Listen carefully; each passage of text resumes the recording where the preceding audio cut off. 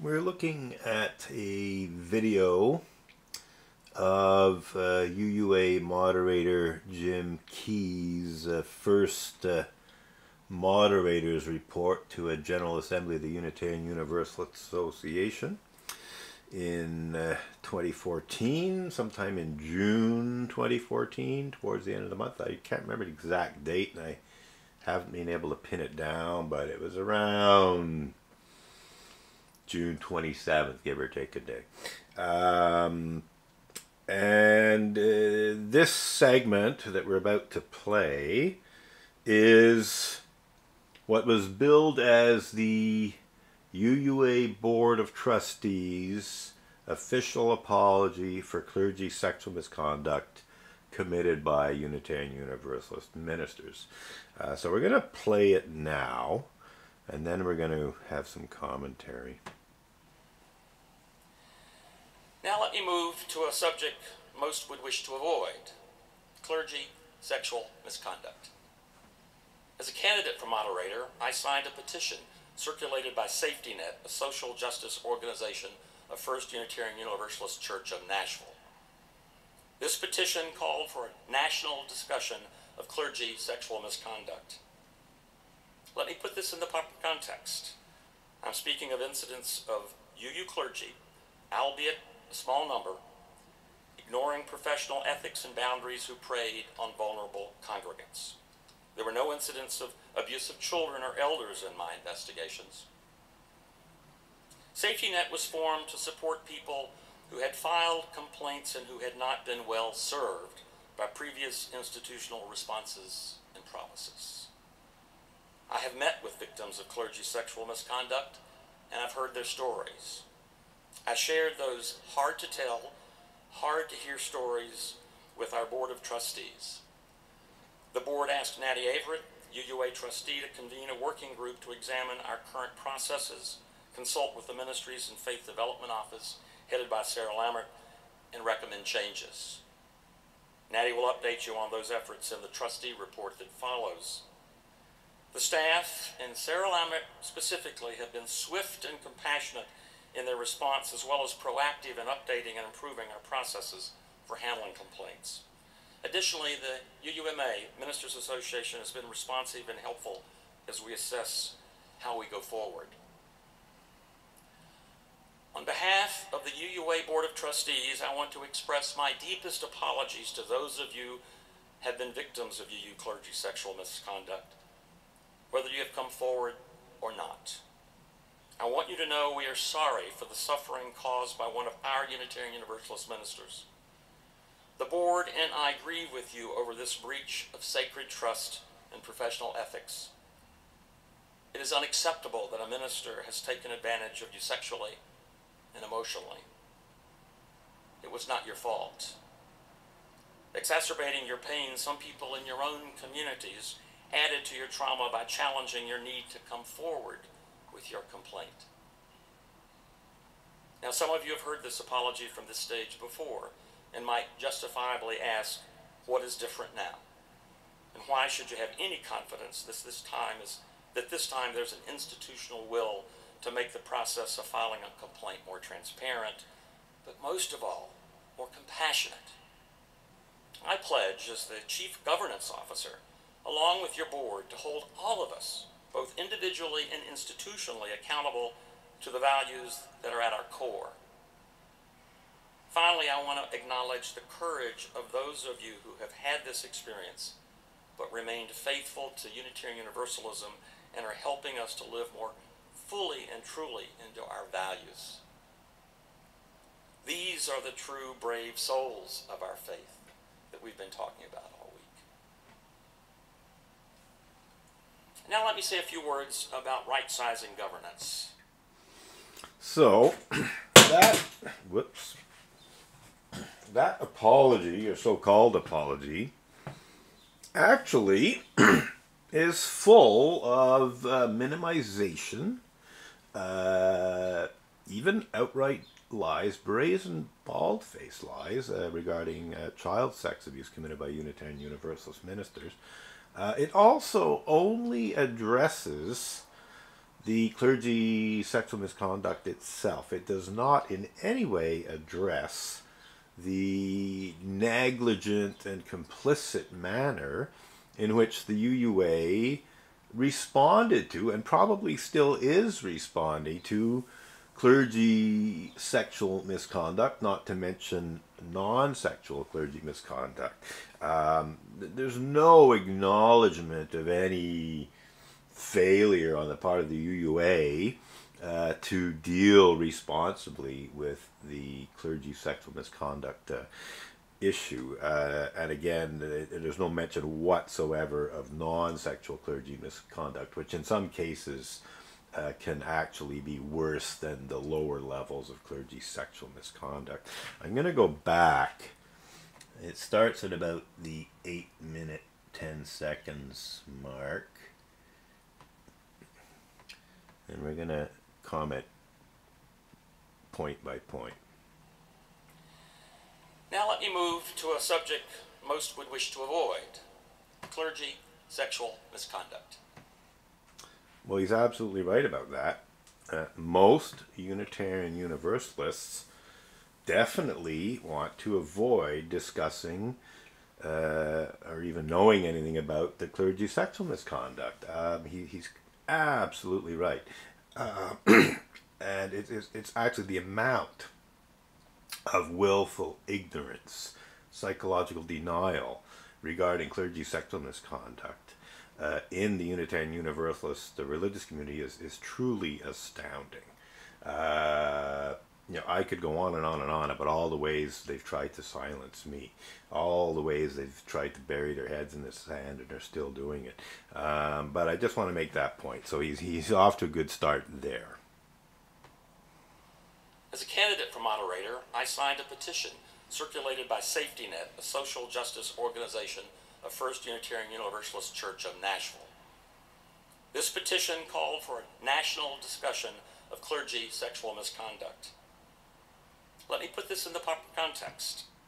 Okay, so that's right. Jim Key and the other UUA moderator candidate did in fact sign this petition, which is still on change.org. If you run a search for, Unitarian Universalist clergy misconduct petition, you should find it. And he did sign it. And it called for a national conversation on clergy misconduct, not clergy sexual misconduct alone, all forms of clergy misconduct. That national conversation never happened. I should mention that petition, I think, was initiated in 2013, I think in September, but I could be wrong. But almost a year before this apology was delivered. Well, between the time of Jim Key signing the petition and this apology, which is in late June of 2014, so let's say 8 or 9 months or so, there was no national conversation. And quite frankly, there was no national conversation afterwards. Yes, there were some articles in the UU World magazine. There was a Berry lecture by Gail Seavey, Reverend Gail Seavey, that addressed clergy sexual misconduct issues in 2016, a couple of years later. But there was no real conversation at all.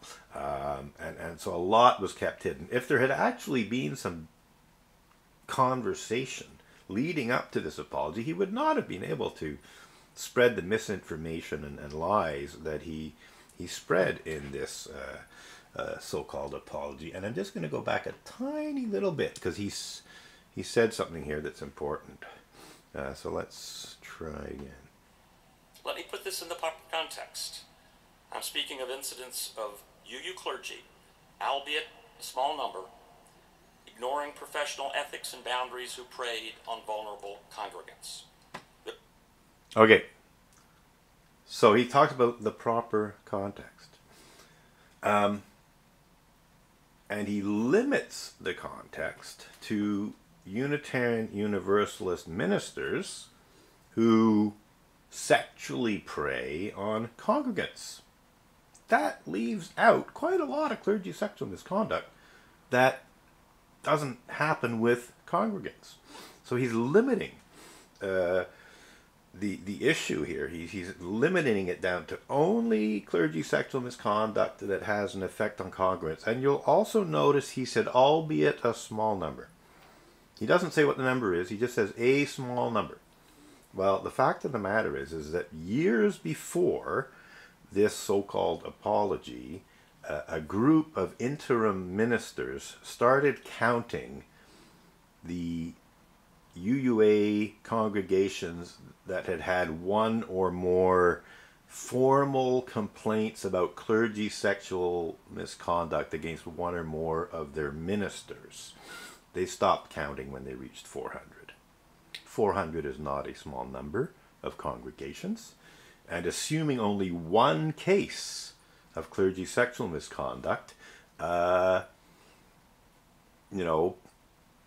that's hundreds of cases. There's the whole issue of ministers moving from congregation to congregation, but then there's also the issue of congregations that have 2 or 3 or possibly even more ministers who have had clergy sexual misconduct complaints brought against them. So it balances out to some degree, but no matter how you slice it, we're talking about hundreds of cases of clergy sexual misconduct, yet he talks about a small number of ministers. There were no incidents of abuse of children or elders in my investigations. This is a brazen, bald-faced lie. He claims that he personally investigated clergy sexual misconduct and found no evidence of any sexual abuse of children or elders in his investigations. That's his exact words there. Notice how he's speaking in the first person. I need to remind people that this is a UUA Board of Trustees apology. This is not Jim Key as an individual UUA moderator. It's the whole UUA Board of Trustees that are totally 100% complicit in these lies. And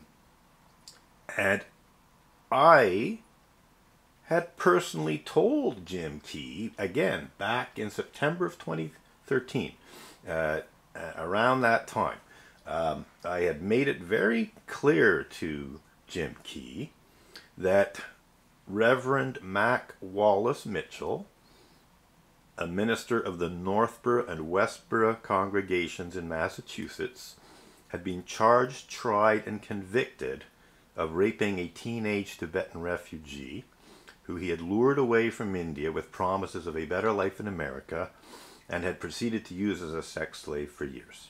I told this to Jim, presumably as part of his investigations. I could have told him of another case of a Unitarian Universalist minister who was convicted of sex crimes against children, child molestation. At the time, I didn't know the minister's name. I only knew that he was in the Indianapolis area Unitarian Universalist minister, but I later found out his name was Reverend Alexander McKeckern, William Alexander McKeckern, if I remember correctly. He had a nickname Sandy, so I found out his name later. These two ministers were charged, tried, and convicted of sex crimes against children, and in the latter case, you would think that these were children of congregants. Oh, I guess they weren't congregants. They were children of congregants. And of course, the teenage Tibetan refugee, oh, she wasn't a congregant. No, she was a refugee that according to the UUA, Mac Mitchell had helped to immigrate to America. What a kind fellow he was, just helping this teenage Tibetan refugee to immigrate to America so he could use her as a sex slave for years. So let's keep going here.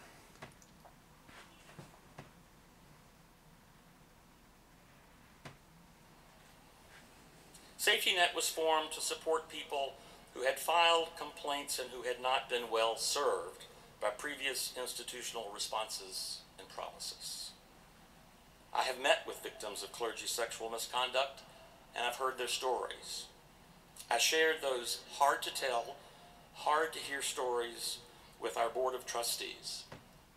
Okay, this is interesting. So he sort of papers over UUA negligence. He speaks about how people complained about clergy sexual misconduct and were not well served. Well, that's a very mild way of putting it.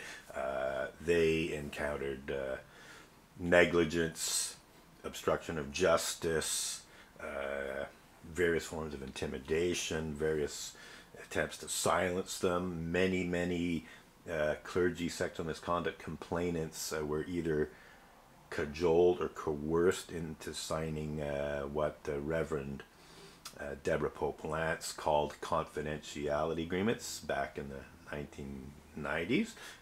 Now we call them non-disclosure agreements, NDAs. So many victims, complainants of clergy sexual misconduct were silenced with NDAs, confidentiality agreements. We're not able to speak out. Let's keep going here. The board asked Natty Averett, UUA trustee, to convene a working group to examine our current processes, consult with the Ministries and Faith Development Office, headed by Sarah Lammert, and recommend changes. Natty will update you on those efforts in the trustee report that follows.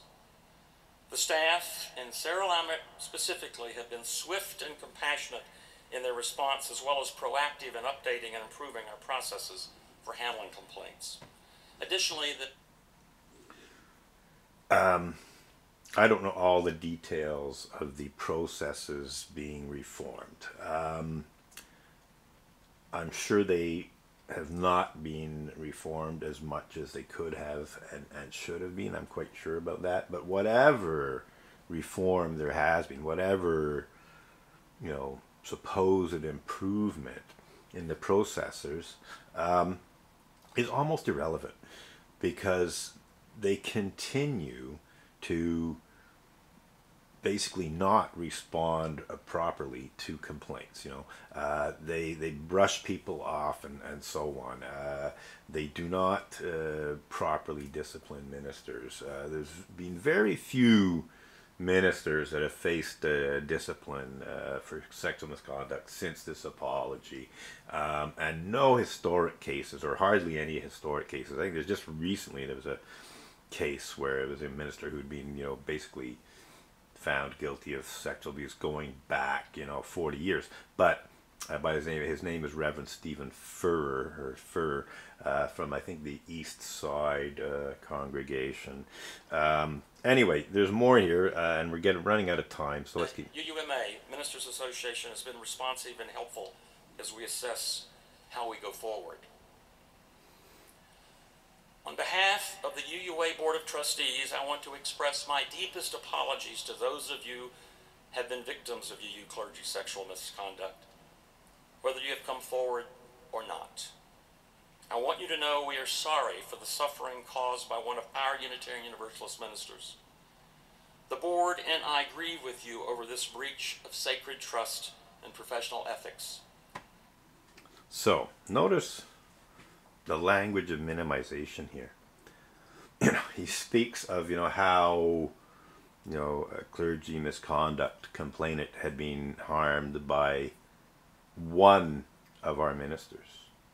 One of our ministers, and that ties in with the small number of ministers.